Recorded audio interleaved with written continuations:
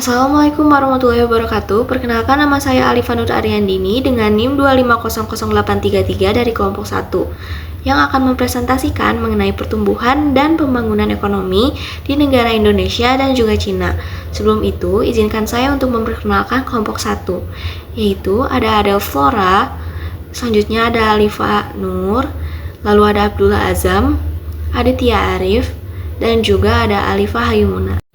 Secara umum, pertumbuhan ekonomi adalah keadaan di mana naiknya pendapatan dari munculnya kenaikan produksi barang dan jasa. Namun, kenaikan pendapatan ini tidak dibandingkan dengan adanya pertumbuhan jumlah penduduk. Hal ini bisa kita lihat dari peningkatan dalam berbagai bidang, contohnya itu seperti teknologi. Lalu, pertumbuhan ekonomi juga disebut sebagai proses dalam perekonomian negara yang berlangsung dalam kurun waktu tertentu, dan arahnya itu mengacu pada kondisi perekonomian yang lebih baik. Sebuah negara bisa dikatakan sudah mengalami pertumbuhan ekonomi jika kehidupan masyarakatnya itu sudah lebih baik dari sebelumnya. Ketika mengetahui tingkat pertumbuhan ekonomi, pemerintah kemudian dapat membuat perencanaan mengenai penerimaan negara dan pembangunan ke depannya. Di samping itu, para pelaku sektor usaha, tingkat pertumbuhan ekonomi bisa dijadikan sebagai dasar dalam membuat rencana terkait pengembangan produk hingga sumber daya yang ada. Lalu, setelah mengetahui apa itu pertumbuhan ekonomi, kita juga harus mengetahui apa sih ciri-cirinya pertumbuhan ekonomi. Yaitu, yang pertama, adanya laju pertumbuhan penduduk diikuti dengan produk per kapita yang cepat. Lalu yang kedua, terdapat kenaikan produktivitas dalam masyarakat. Yang ketiga, adanya perubahan struktural yang tinggi. Lalu yang keempat, munculnya urbanisasi dalam suatu negara. Yang kelima, adanya ekspansi menuju ke negara yang dianggap lebih maju.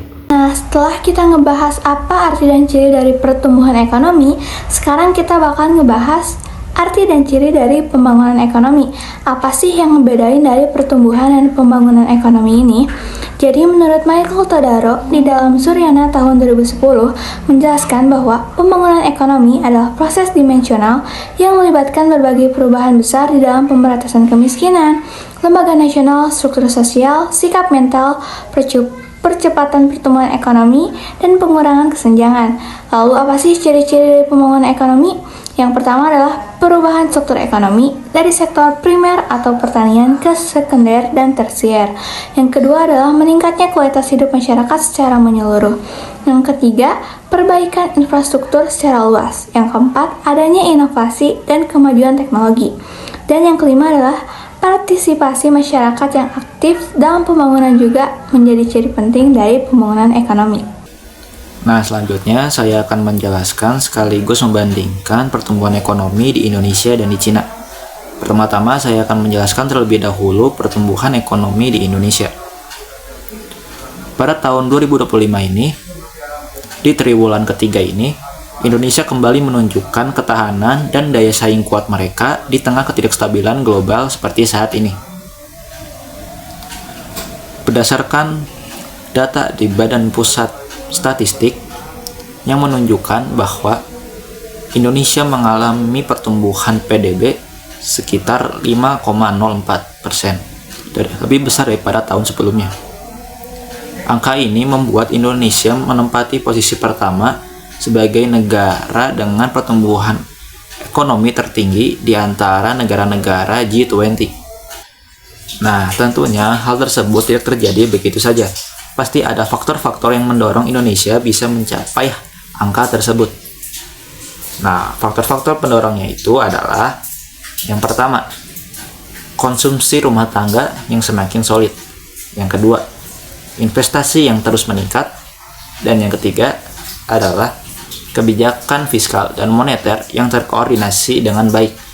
Ini dibuktikan dengan stabilitas harga yang terjaga, lalu cadangan devisa yang terus solid, dan selanjutnya rasio utang luar negeri yang berada di level yang aman.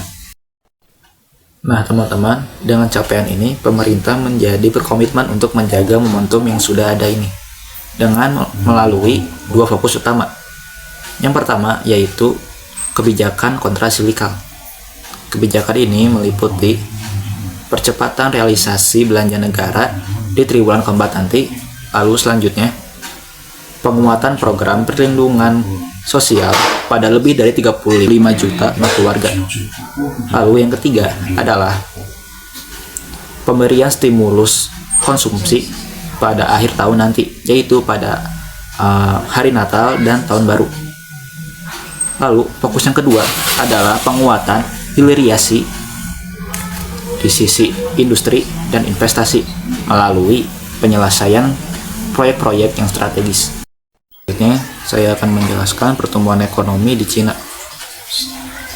Di kuartal ketiga tahun 2025 ini, berdasarkan survei AFP, Cina menunjukkan perlambatan pertumbuhan ekonomi.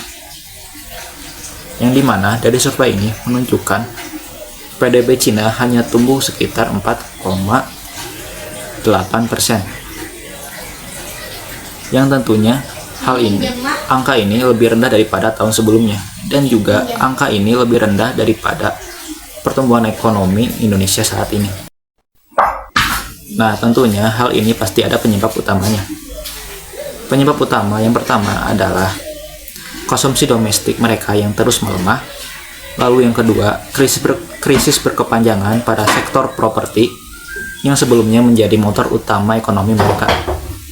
Lalu yang ketiga adalah dampak dari perang dagang berkepanjangan mereka dengan Amerika Serikat.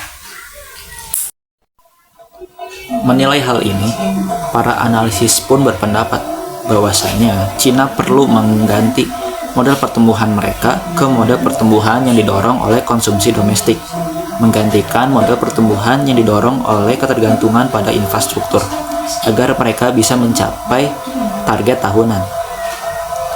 Hal ini diperkirakan akan menjadi fokus utama pada pertemuan penting di Partai Komunis Cina nantinya. Assalamualaikum warahmatullahi wabarakatuh. Perkenalkan, nama saya Abdullah Azam Amani dengan NIM 2501966. Kali ini saya ingin menjelaskan tentang kondisi pembangunan ekonomi di negara Indonesia. Tapi sebelumnya saya ingin menjelaskan tentang sejarah pembangunan ekonomi pada masa ke masa yang terjadi di Indonesia. Yang pertama itu pada masa kemerdekaan, dari tahun 1945 sampai 1950. Indonesia itu mengalami kesulitan dalam membangun ekonomi karena kondisi perekonomian yang hancur akibat perang dan ketergantungan pada ekspor bahan mentah.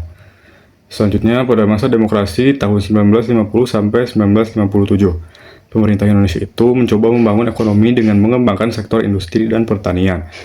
Dan selanjutnya, pada masa demokrasi terpimpin 1957 sampai 1965, pemerintah Indonesia mencoba mengembangkan sektor industri dan pertanian dengan mengadopsi model ekonomi sosialis.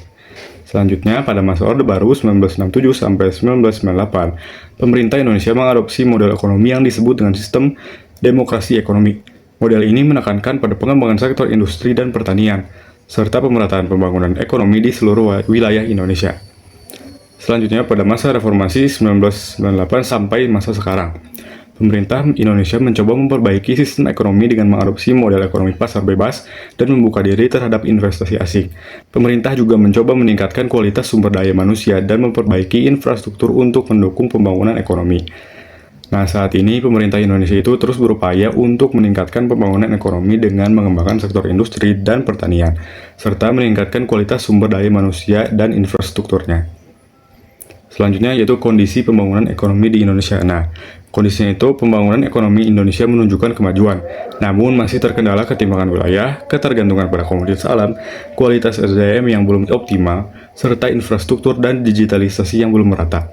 Ketimpangan sosial dan persoalan lingkungan juga menghambat pemerataan kesejahteraan, sehingga Indonesia perlu memperkuat SDM-nya, lalu meningkatkan daya saing industri dan memastikan pembangunan yang lebih inklusif dan berkelanjutan. Pembangunan ekonomi negara China. Pembangunan ekonomi negara China diawali dengan dilaksanakannya program Reform and Opening Up pada tahun 1978 oleh Deng Xiaoping yang membuat China berubah dari negara agraris menjadi negara industri yang bahkan sekarang menjadi pusat ekonomi global. Pembangunan ekonomi China melalui berbagai tahapan. Yang pertama adalah tahap awal pada tahun 1978 sampai tahun 2000, yaitu membuka jalur perdagangan dan membuat zona ekonomi khusus, yaitu seperti Shenzhen. Lalu yang kedua adalah tahap tengah pada tahun 2000 sampai 2020, yaitu fokus pada pembangunan infrastruktur yang masif dan China menjadi pabrik dunia dengan ekspor triliunan dolar. Yang ketiga adalah sekarang pada tahun 2025, China menjadi raksasa teknologi yang fokus pada pengembangan AI, chip, kendaraan listrik, dan fokus pada kemandirian industri. Dalam 2025, China tetap stabil dalam pertumbuhan ekonomi dengan GDP meningkat sesuai target sebesar 5%. Pembangunan ekonomi China membuat 800 juta orang keluar dari kemiskinan ekstrim sejak tahun 1978. Lalu pendapatan rata-rata naik dari 2.000 US dollar menjadi 13.000 US dollar per kapita pada tahun 2025, serta menciptakan kelas menengah sebanyak 400 juta orang yang memiliki akses kota modern, pendidikan, dan kesehatan yang lebih baik.